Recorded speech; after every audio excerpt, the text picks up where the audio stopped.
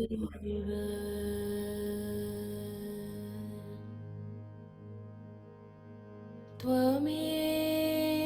vidya dravinam Twameva Twameva sarvam mama deva deva.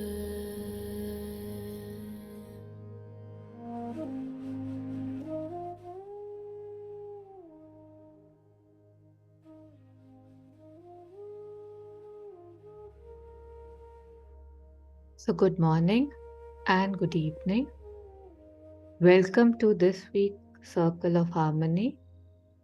And we are continuing with the topic, what am I choosing? So just invoking Mother's presence and grace as we begin this session and taking a few moments in the present moment with a focus on our breath, on the chant, to bring ourselves fully here.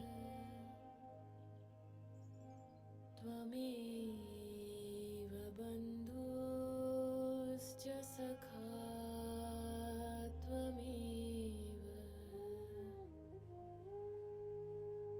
Twameva vidya dravinam Twameva Twameva sarvam mama deva deva.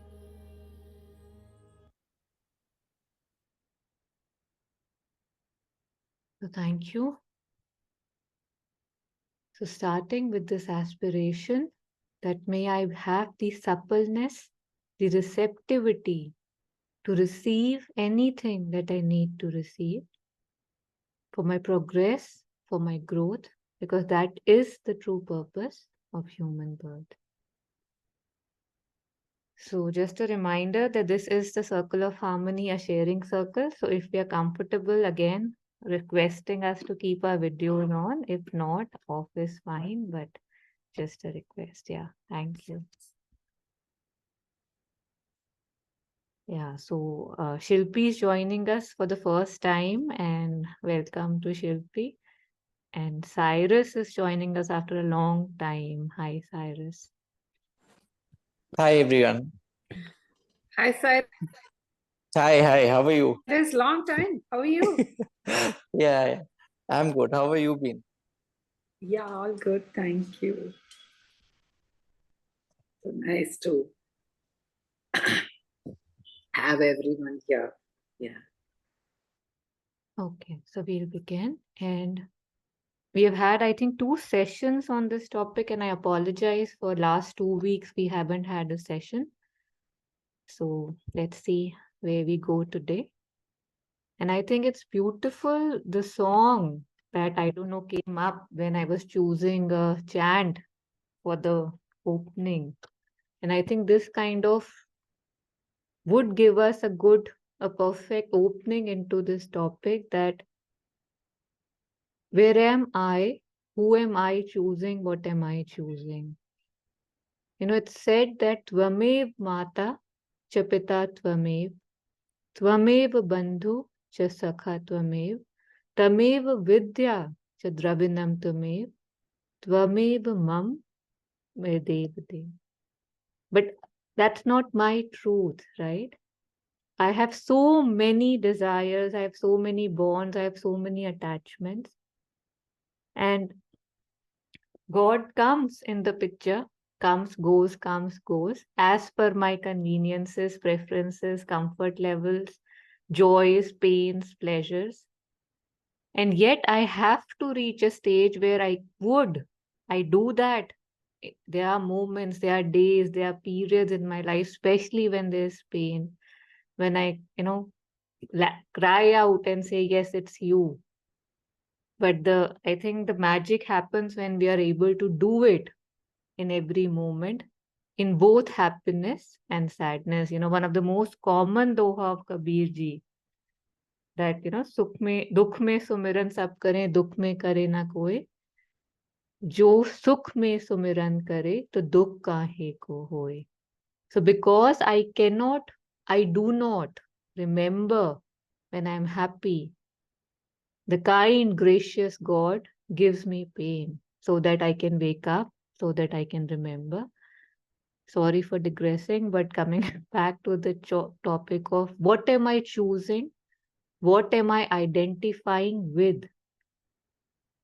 And knowing, even if I'm not there, what I need to identify with.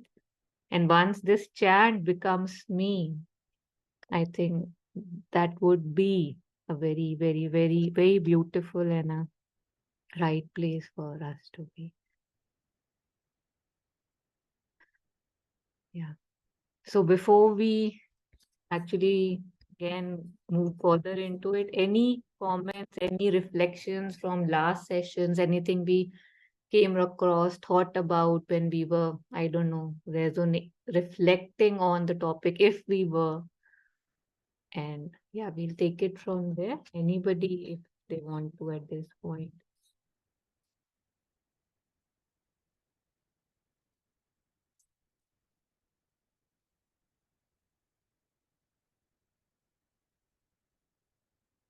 Okay, so I'll take that as a no.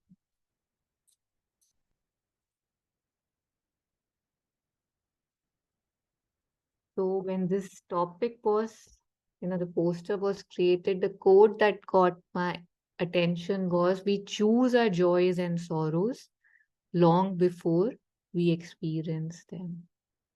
So we have already reflected on this a little bit, I know, and yet it's a good reminder to know that I am where I chose to be, because a lot of times we waste a lot of time in blaming circumstances, people, situation. And when we finally come down to it, it's my choice. So knowing this, what's happened has happened, right? But we can choose better. We can choose wiser. And then we, I don't know, will hopefully make better choices.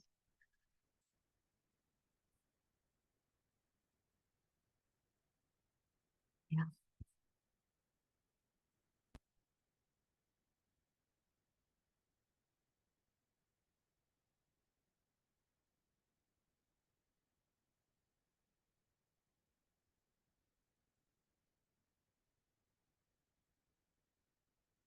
This morning I was listening to a talk with my father. It was a talk on Upanishads. And the person who was speaking, Swami Pradumanji, he spoke about, I think, if I'm not mistaking the word, confusing it with something, Eka Bhut. He said that I, as a human, as a seeker, as a human on earth, have a choice that what am I becoming one with? I can become one with the body, and then I lead the ordinary life of pain, pleasure, joy, happiness, or I become one with the God. एकभूत शरीर के साथ में या एकभूत प्रभु के साथ में, he said, and that would determine where I am, how my life is. And it's another, again in Yoga Sutra, this topic is covered very extensively, that I become what I choose. So the moments when I am talking about diseases, I'm talking about hatred, I'm talking about disparities and whatnot, I am that. And those moments that I spend talking about God, feeling the beauty, feeling the joy, I become that. So then the question is, if we believe this to be true, if the Upanishads are true, if the Yoga Sutras are true, then comes the question that there's a greater accountability I need from myself, right? That what am I choosing and why? Because, we all complain, of course, right? That the world is unfair, life is hard, things are bad, things should be better. But what am I? Am I the goodness that I'm seeking? Am I the grace that I am seeking? Am I the light that I am seeking? I must ask this question, and I think I've spoken too much. So anything from anybody? I do have a few quotes that I had liked that I like to share once we get going. So any sharing, any reflection, any objection is welcome.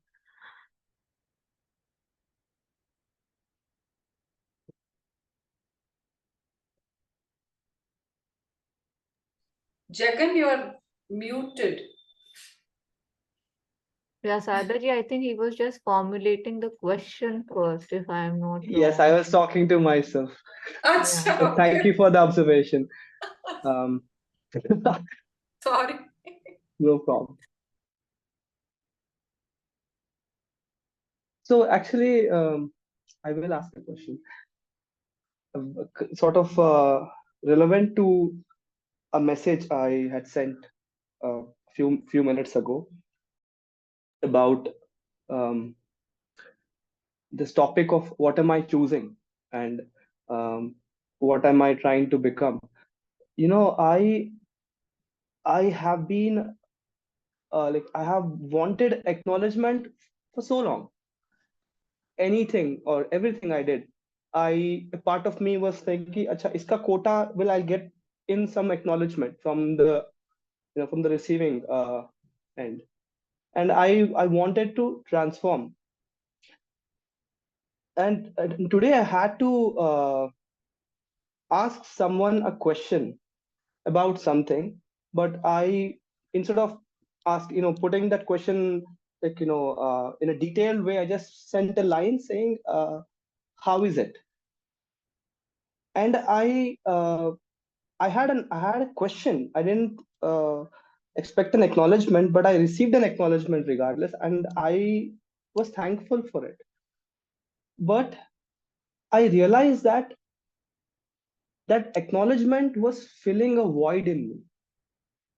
It wasn't that someone's acknowledging me and like, okay, that's good, but let me move on.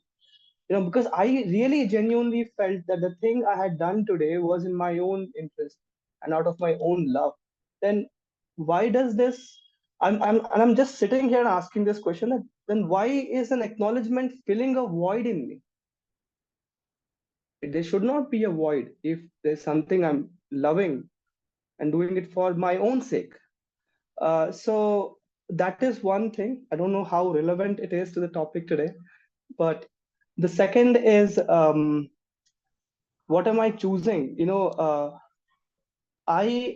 I'm choosing to be sincere, as sincere as possible. But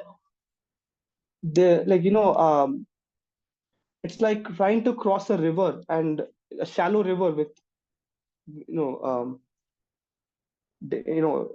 going through dangerous waters, and I'm falling and I'm going along and I'm rising, but I find it very hard, even just to say that I want to be sincere, and then there are some negotiations that are happening.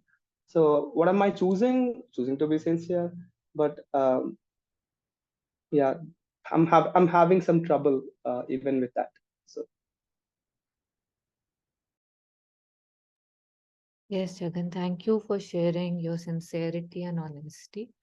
It's always much appreciated and give us light.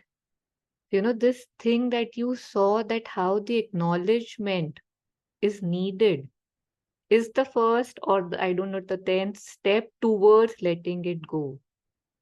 Because our problem is we don't see, right? We take these things just कि अच्छा हाँ ये तो है ही, and अच्छा लगता है when somebody says, oh good, this is beautiful, and it's not needed. Neither should we give it, nor should we expect it. And yet when we are expecting or giving it, if we realize we are doing this more grace and power to us, this means things are going great. And when you're walking in the river, when you're in the shallow waters, and when things appear difficult, just remember that you have legs to walk. You have eyes to see that you can, which direction to walk to, right? What is your goal? You have the determination to be walking. Even though you might be questioning that, okay, you know, is it okay? Is it not okay? Should I go this way? But you are still going. A lot of us are not lucky in that way. Lot of health issues, lot of mental issues, lot of blindness, right? Living lives which appear to be going somewhere and realizing it has gone nowhere. You know, reason for so many midlife crises and so many other things. So always, always, always, if I can, let me be grateful, let me see what I have, and let me not, you know, identify with the lack. Let me identify with the fullness, because what I identify with, I become that. If I think about my problems, they become bigger because I'm fueling them, I'm giving them energy, right? And if I say, oh yeah, this is so difficult, but look at that picture of mother, for example, and I'm using mother because I know you resonate with her, that, oh, this is so beautiful, right? Or look at this quote. Wow, how did Sri Aurobindo write it? Or this Doha that Kabirji wrote, like, how did this come to him? And suddenly there's a shift in my being. So I choose, right? I choose which direction I'm going to. I choose whether I'm going right, left, up, down. And these are my choices. Usually my choices appear to be just outside, right? Those are shallow choices. Mother has said again and again that see how little outer circumstances matter, right? And yet for me, they matter 100%. Can I make it 99? Can I make it 98? Can I make it 97? Right? Let me start from there. Difficult, yes. But if you remember, when we were doing the book study, that Friday study circle, how mother said, it is difficult, no doubt. But each one of us, everybody has a way out. So remember that, right? Like, difficult, yes, but there's struggling and there's suffering. When I suffer, I remain where I am. I wallow in my pains and suffering, but when I struggle, I have this opportunity to move out, right, of the mud that I am struggling in. So let me struggle, not suffer. And if I'm struggling with the divine, how lucky am I, right?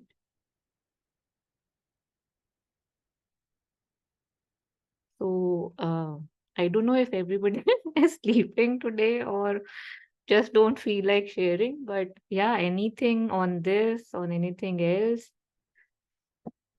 Otherwise, I'll share the quotes. I'm good, but was hoping for Actually, I'll add one more thing that, ever since I've been told, that it's not really the selflessness, it's the ego that you're really fueling by doing what you're doing. I am in a room of 100 things I've done every day. Like I've I went to work out. I'm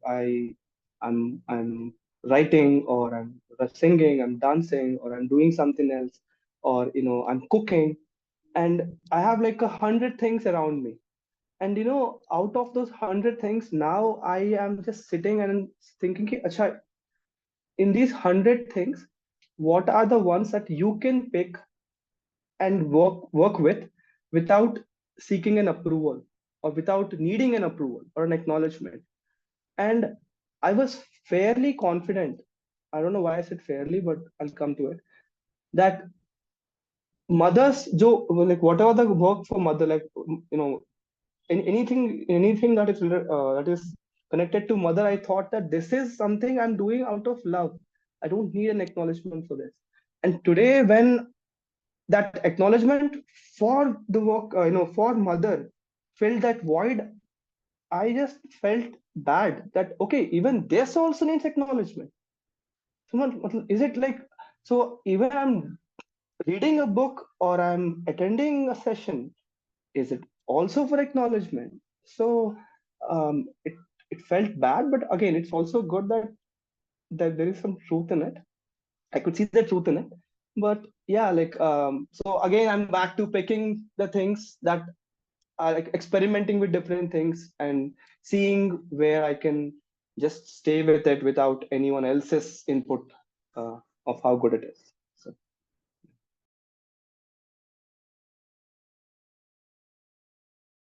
Yes, Jagan, thank you. You know, a lot of times we have said this, discussed maybe, and even Dr. A.S. Dalal has this compilation, you know, the many selves.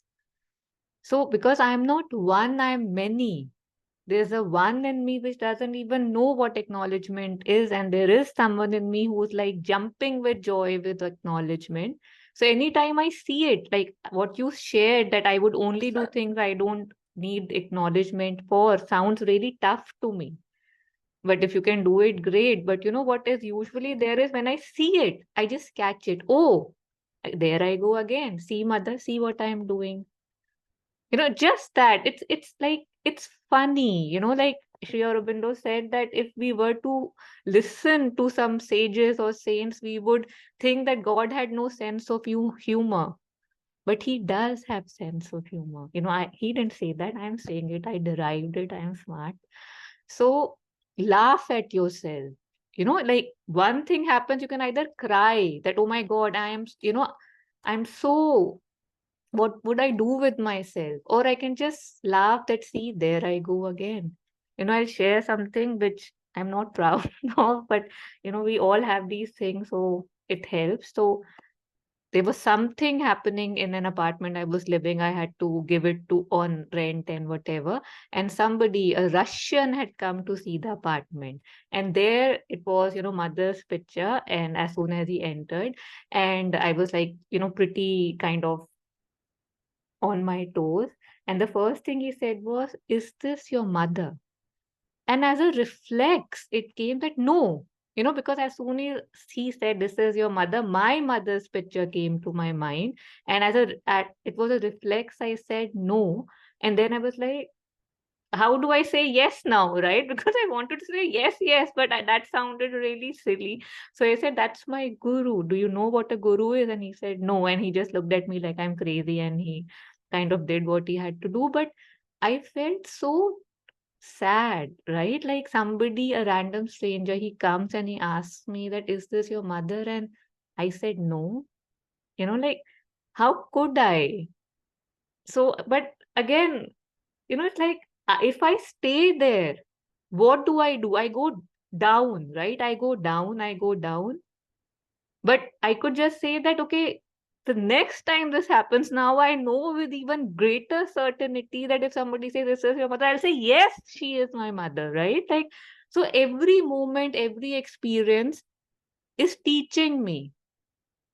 So let me learn my lessons fast and move, right? Always forward, always forward, always forward, as mother says, because the mess is immense, right? But the light is immense too. So let me choose the light. And again, you know, mother says that if you're if you're unhappy, know that you're insincere. So because whatever I am sitting with, any moment that I give to shame or guilt or, oh, I still need this, you know, I remember, and I think I must have shared this in Upanishads. There is a story of Surdas. You know, Surdas was a beautiful singer, and there was a big saint who had heard about him, and he walked through, I don't know, so many villages to come and see him. And there he said, "Surdas, gao." And Surdas started singing, and what he was singing was songs of deenta. That was the word that was used. Ki main bichara, main bina, you know, I am good for nothing, I am this, all kind of valuing in that smallness, and you are big. So then he just stopped him in between mid sentence. He was like, "I'm sorry, I can't take this. Like, what are you saying? I heard ki Surdas is, you know, one with God. And this is what you are singing. Sing about your bigness. Sing about the God that is you." And then it says, you know, how Suda shifted and how that further led him towards greater height. So both are important, and yet just knowing I have that choice. Yes, Nandini, please. No, while you and Jagan were talking, one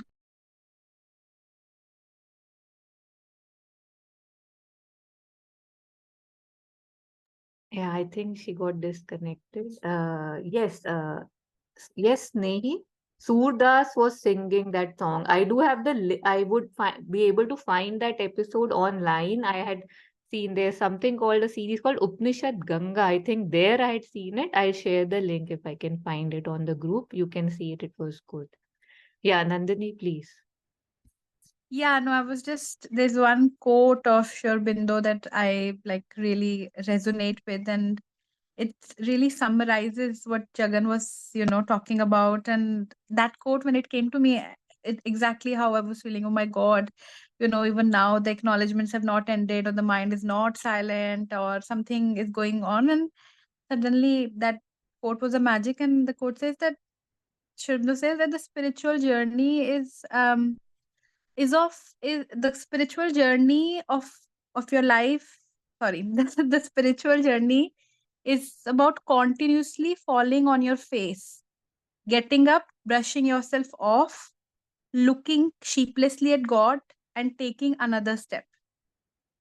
And that's what Sri Aurobindo says spiritual journey is, that you will continuously keep falling on your face. And what you have to do is just get up, brush everything off, look at God, and take another step. And that is why I think Mother says that perseverance is one of the very strong qualities that's needed, especially in integral yoga. Because if one is aspiring for an integral communion with the divine, the difficulties are quite high. I mean, I can understand that you can make the mind silent, when itself is a big sadhana of a lifetimes. But integral yoga is very difficult, and in general, any spiritual path will have difficulties. But that's thing I've realized, that as Taru was saying, I deeply resonated, that one thing is just to be kind to myself, self-love and self-compassion. We are not, we're not able to have that somehow. Like, even myself, I have to really cultivate it. I can have compassion for other people, but for myself, I was so critical, even professionally, personally, or something like that. I'm self-critical. There's no self-love, there's no self-compassion. And how important it is to and like, if you read Sri Aurobindo and the Mother, or any spiritual master, they don't expect so much out of us how we expect so much out of myself as well. So this is my expectations, fall expectations. What is really expected is to be sincere in our aspiration. That's it. I've heard so many times Mother say that, my child, be sincere. And also one thing, especially in Gita, that thing is so this that if you read, Arjuna has asked such, like, such trivial questions, yet so profound, again and again. In any chapter, I would think ye to second chapter mein bhi hai, seventh mein bhi aa gaya, he's still stuck here. Again, his second chapter is all about death. Seventh and eighth, he's still talking about that. And yet Krishna keeps explaining him tirelessly about it. And eventually, then, of course, from 11th chapter onwards, you'll say that it's about the anukampa. I think I've spoken about it, something that helps me, that what I can do is very limited. What the anukampa, or the divine grace, is just boundless. So why can't I just rely on that rather than on myself? I will never, even if through my effort I feel okay, I would not need recognition from professional life. Maybe I can let go of that, maybe in personal life. But I would still need, I still crave for self recognition from my own self. Oh, I did well. If I do something after 3 days, I say, no, I think I did well. I was quite nice. And then I would catch myself that even this is how do I get rid of that? So there's no end. The only thing is just, again, we've talked about it. For me, for myself, of course, is just to keep invoking the Anukampa. And it is so boundless that it is the shortest way on the path. Otherwise, Mother says, we can be like a monkey, and through our effort we can keep hugging the mother. Or we can just be a cow, or sorry, a cat, and keep saying meow meow, and the mother cat will take care. So for me, that's the thing that has worked out, and it is and that makes me really okay, that I will fall down, keep falling down, and I have to still get up and look at the mother's photo and say, I think I didn't do well, but yeah.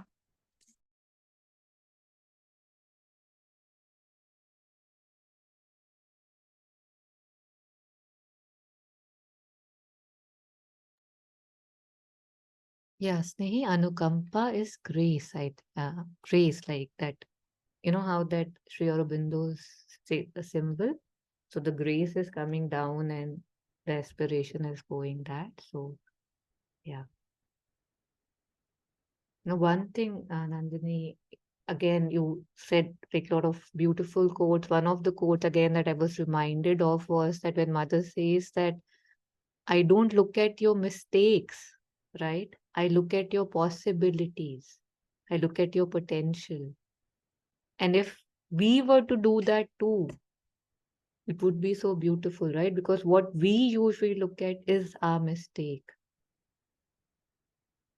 And we want to wallow in them. And that's why we have been told again and again and again by so many masters and mystics that just identify with the higher, go, always look forward. What has happened has happened. We're all sinners, sinning since so long. I mean, no, I don't like to use this word at all, but if it comes to mistakes, it's endless. What all will I feel sorry for? What all will I feel guilty for? And why should I? So now that, how they say that if there's a dark room and there hasn't been light in it for, I don't know, 10 years, 15 years, but once the light goes on, once the switch is on, there is light. So once the light is there, either the room can keep saying that, oh my God, for 15 years I was in darkness. Oh God, oh God. Or it can say that now I do have light. And that's enough. So that, things can be done now correctly, now that there is light. Yeah, Jagan, would you like to share something? I saw your message. Anukampa is compassion. I just replied to Sneha. Okay.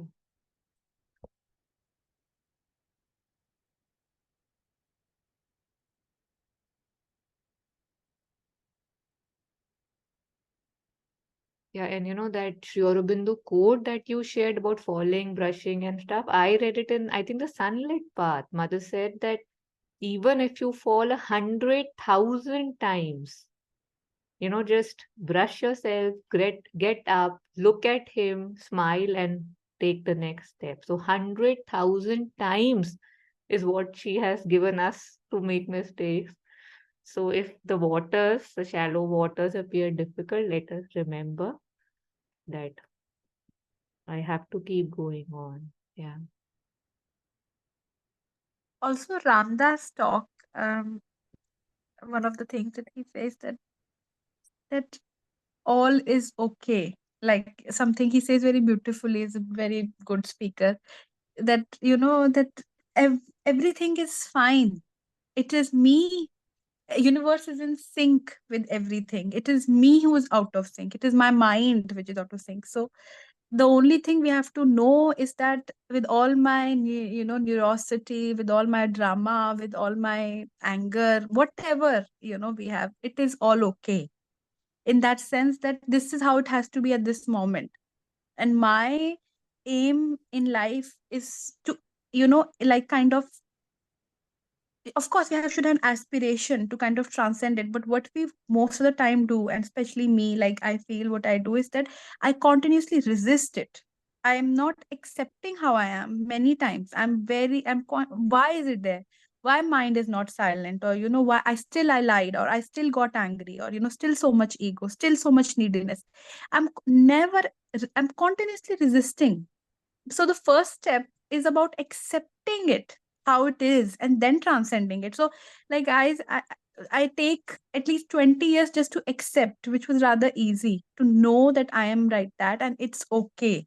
It's my how in talk only he says that eh, it's the curriculum of life that you have to take. This is your curriculum and you need to take it with courage. But we're not able, like for I'm not able to do so many things. I still can't accept about myself. I just want to ignore them, or I just cover them up with these things. So yeah, that also I just thought of sharing.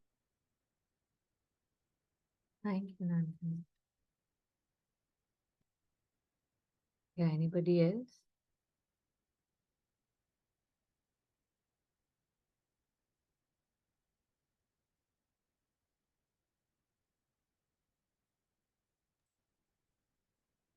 Yeah. You mentioned on, looking at your potential and possibilities. And, like you rightly said, we do criticize ourselves, so often.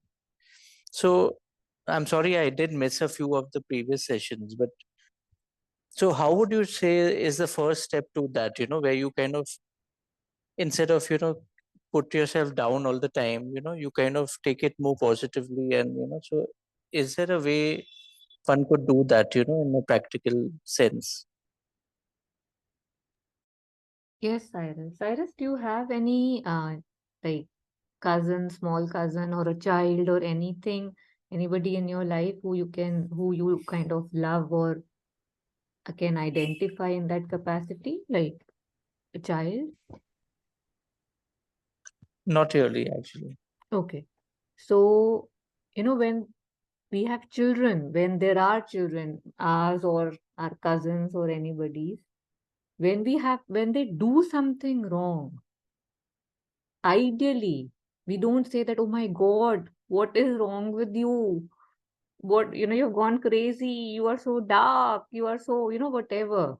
We just, pick them up, or we just say that, no, this wasn't right. That is the right thing, maybe. Do you think there's a better way we could do this? Okay, let's try and do it the other way. So just like I would do with a child who I feel is not doing things out of spite, he's doing things out of just pure innocence. And he can always choose the higher. He just needs to see the light. So can I just show that kindness to myself too? So forget a child, like have anybody that you love or loved. If you see, your mother, if she had made a mistake while she was still here, would you just go and say that, oh my God, what have you done? Or you would be very gentle with her and say, okay, this is something that was done. Maybe we can do it this way. So just for that, first we need that self-love, right? First we need that, yes, I deserve and I can, like Sinandani was saying about acceptance. So many circles, I think we keep coming to this need of self-love, and this is love.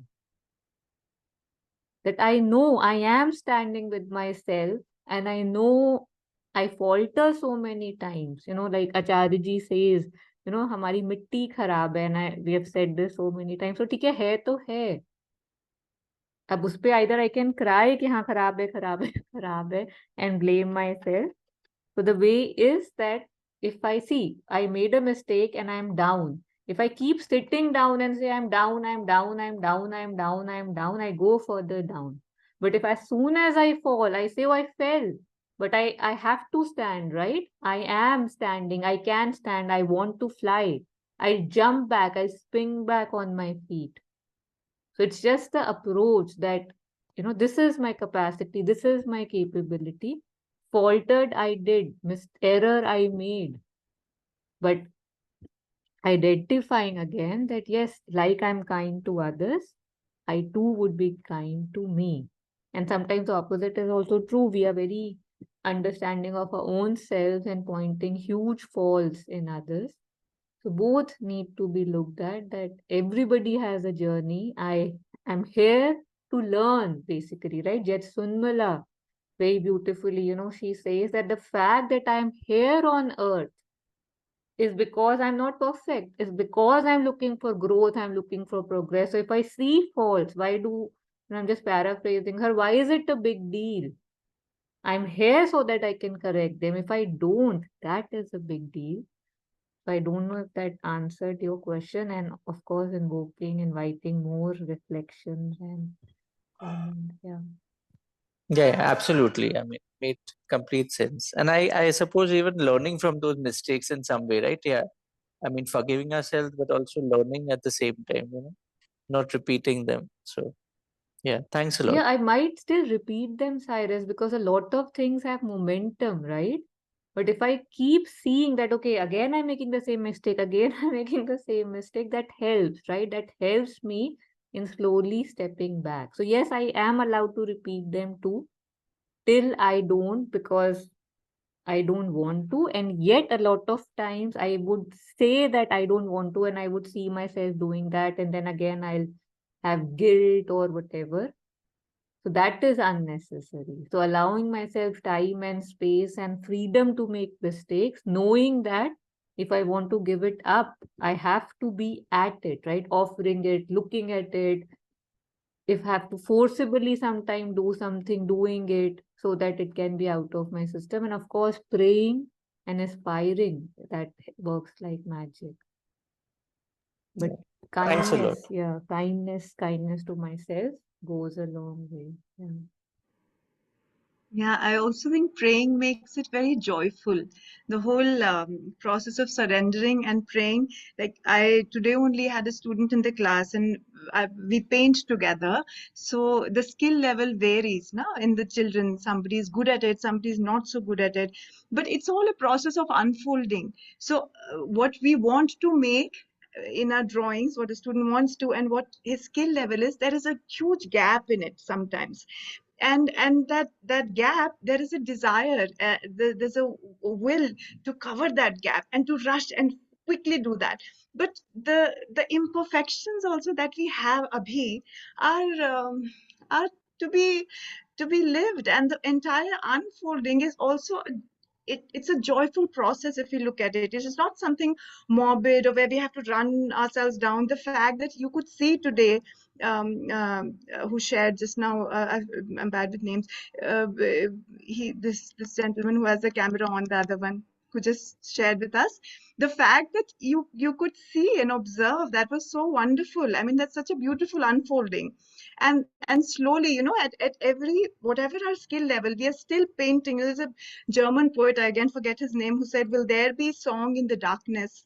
And the answer is yes, there will be singing about the darkness. It's a little off from here, I mean, what there is, but the point is, the idea is to keep singing, to keep singing.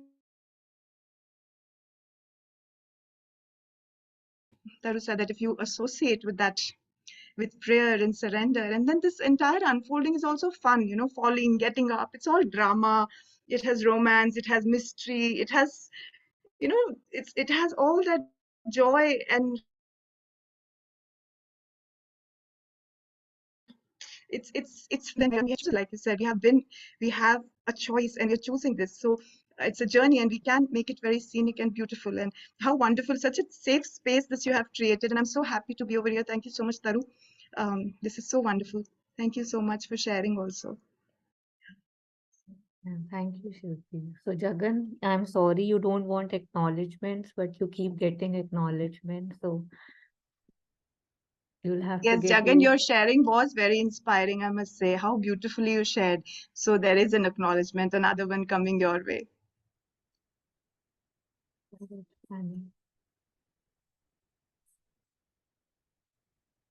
And I would also say that that Jagan's journey has been very inspirational, because I'm listening to Jagan's reflections from last 5 months now, and it's beautiful. I think your unfolding is really beautiful, and I think that's one of the gratitude that I would hold had I been you, that that I'm so blessed to be, to have that kind of unfolding in life. So yeah. I'm reminded that there is this story, this novel, this movie, Eat, Pray, Love. I don't know if any of us have seen it, read it. So in that, there was this scene that Elizabeth Gilbert, the main character, she speaks too much. And then she goes to her ashram and she sees people, wearing those badges, ki, I'm in silence, I'm in silence. And she cannot stop herself from speaking. So finally, one day she goes, and her duty in the ashram was to mop the floors, sweep the floors.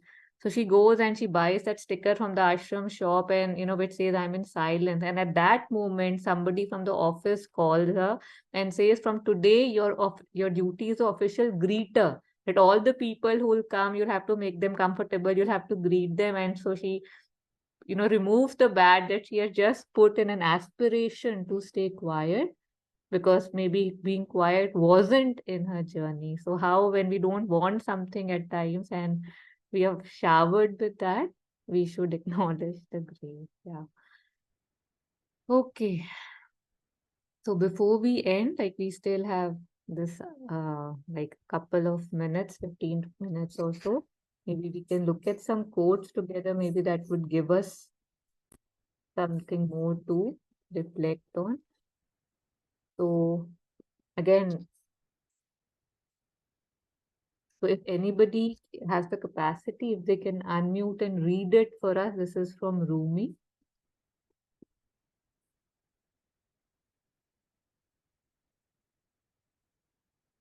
Okay, I'll read. Yeah, Nandini.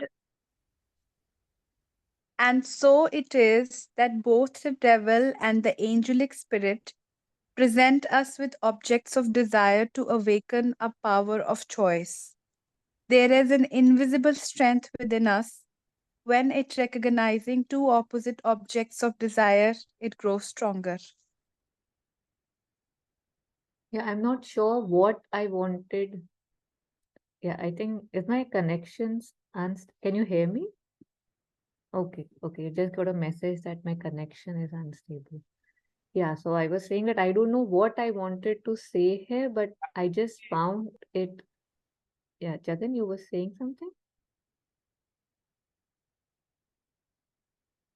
No, I don't know. I thought it's my internet. Like I heard and I was about to respond. I lost everything. I got exited from the meeting and all. But even now the voice is breaking. Am I audible clearly? Yeah, you are audible. It was breaking a little bit now, but not when you were speaking, it was perfect. Can you hear me? Okay, okay. Yeah, okay. Okay, so going back on the quote, it says that, and so it is that both the devil and the angelic spirit present us with objects of desire to awaken a power of choice. So, the devil spirit would be there, the angelic spirit would be there, the desires would be there, the light would be there.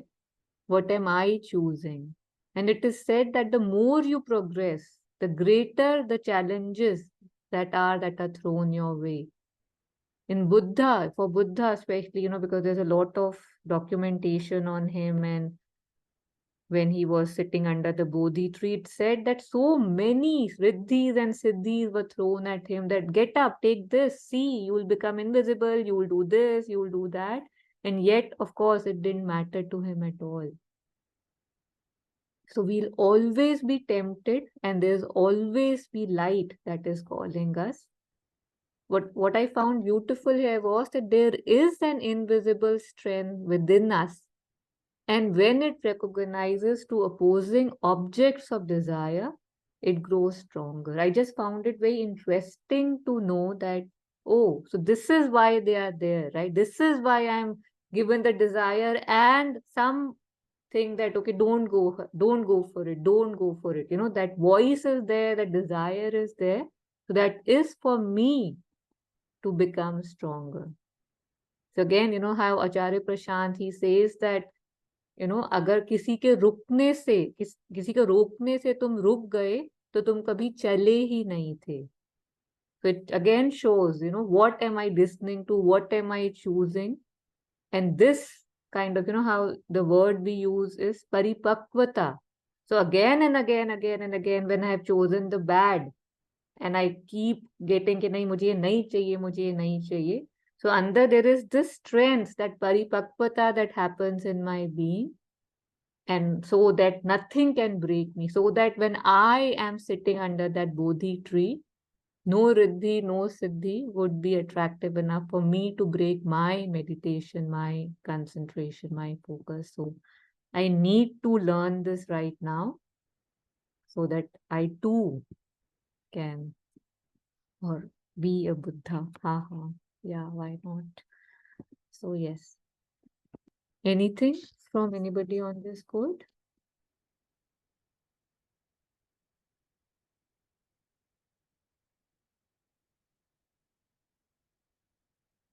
Okay. So if it's okay and if it's not too fast, we'll take the next one. It's just small ones. I really like this one too. Nothing new. We are one huge universe speaking and listening to itself. It might sound like, yeah, what's new again, right? But do I actually believe it? When I'm criticizing myself, or when I'm saying it's too difficult, or when I'm saying that, nahi, whatever, let me do this instead of that, whatever I'm choosing, it's taking me somewhere. The universe is listening, the universe is speaking, and things are happening at a much higher level than I think they are. So again, brings a lot of importance. So what am I thinking? What am I speaking? Because if, all this sounds very beautiful, all this discussions, with, we remember the mother with so much love, and it sounds like, yes, we have got it, and, we are in love. And yet, when things are thrown at us, the way we react, the way we respond, the way we choose, that is the real test, right? That is where it says that, okay, we realize how much we are in water. So if I can actually believe this, I will be more cautious, more aware of what am I thinking, what conversations am I engaging with, what thoughts am I encouraging, what vibes am I giving out. And that would affect the atmosphere and the whole universe. The butterfly effect, they say. Like, I don't know, I never got it. It seems impossible, and yet it is true. Yeah. This quote reminds me, somebody asked the mother, are you God? Somebody asked her, and she was quiet for some time, and she looked at him and said, I'm paraphrasing it, but she said that, I want to ask you the same question. Are you God? And he was, he was not a sadhak, I think somebody from outside. And, he was shocked, like little bit, to know somebody say, you are God, God. And he said, well, if you don't believe you're God, then let your life be spent to realize this truth that we all are God. I think that thing that we one universe, so that resonated. Yes, thank you, Nandini. There is this small, incident from, I don't know, Ramakrishna, or I forget who, but somebody asked him, are you God? I don't know. We have this favorite questions to ask from all mystics. We want to know with certainty. So somebody asked, are you God? And he said, yes, and so are you. And that's it. End of conversation. So no mysticism, no magic, hardcore facts. Yeah. So, okay, this is the one I had shared on the group. So I thought we'll quickly go through it again. If I don't know if there were any questions, although it's pretty straightforward and maybe not very related, but I found it beautiful. So here it is. So if anybody wants to read it aloud, they are very welcome. Yeah, I'll read it. He who gives up what is imperishable for that which is perishable loses that which is imperishable, and doubtlessly loses that which is perishable also. I'll read that one more time. He who gives up what is imperishable for that which is perishable loses that which is imperishable, and doubtlessly loses that which is perishable also.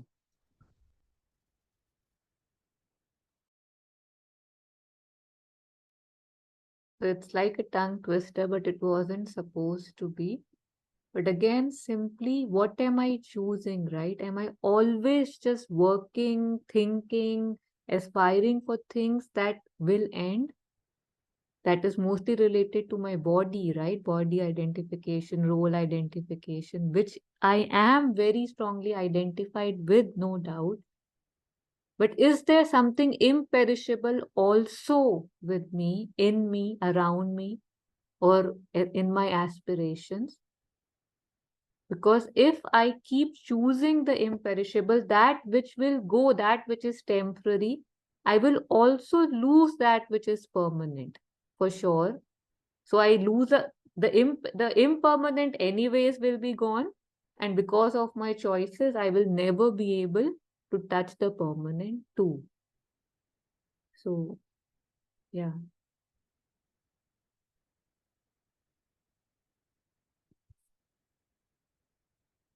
Yeah, this I really like. So anybody, if they want to read it. Yeah, Taru, I'll do it. Thank you. Go on saying, I'm free. Never mind if the next moment delusion comes and says, I'm bound. Dehypnotize the whole thing. I'll read one more time. Go on saying, I'm free. Never mind if the next moment delusion comes and says, I'm bound. Dehypnotize the whole thing. Beautiful. No? Yeah, so it seems like this is kind of summing up our session, perfect timings. It wasn't planned that way, at least consciously. So Swami Vivekananda is saying that no matter what is thrown your way, no matter what thoughts you're surrounded with, what feelings you're surrounded with, what difficulties you're surrounded with, what chains you are in, if you go on saying, I am free. So if a delusion, delusion is an illusion again, false belief. So if any moment of delusion comes, which it will come again and again and again, it will come, and we all know that, because there's something in me which keeps saying, no, I'm small. What can I do? Poor me. So when these thoughts come of this that I'm bounded and I am small, if you keep saying I'm free, dehypnotize means opposite of hypnotism, right? I do that when I'm hypnotized. And when am I hypnotized? When I'm hypnotized, I'm not conscious. I'm not doing things for what they are. I'm under effect. I'm under a spell. So it's up to me to dehypnotize the whole thing. So let the world say what they want to. Let my thoughts say what they want to. Let my feelings say what they want to. But there is something in me which is free, which is divine. So if I keep on identifying with that divine, I will dehypnotize. I have the power. I am that magician. Especially, when I am on this path, when I have help from so many masters and mystics, let me dehypnotize myself and realize things for what they are. It's, also reminding me of, I don't know what that name is, that Shatkam from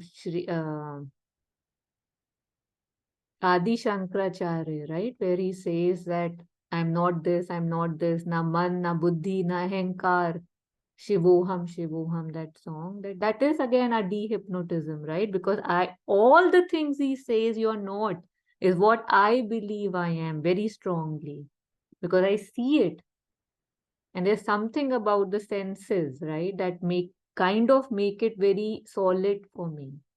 But now that I know a little bit more, I can cling to this. So if I have to cling, let me cling to this. And I have to cling to something I know.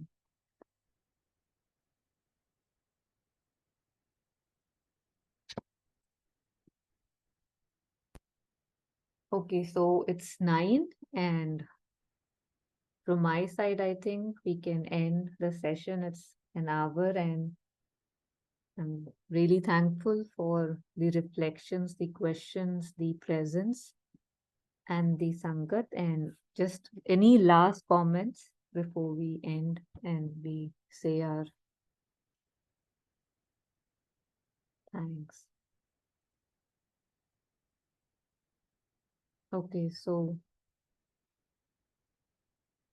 we are ending the session here. So thanking Grace, thanking Divine for this ability, for this yearning, for this opportunity, for this curiosity to be more than what I am usually identified with. for the blessing to speak, for the blessing to listen, for the blessing to comprehend, and for the blessing to be willing to move beyond comprehensions. May all beings, may all our hearts be full of joy, peace, love, receptivity, true joy, true love, true peace, and expansive receptivity. The sharing merit, if any, acquired through this or any other deed with all sentient beings. Thank you. Thank you.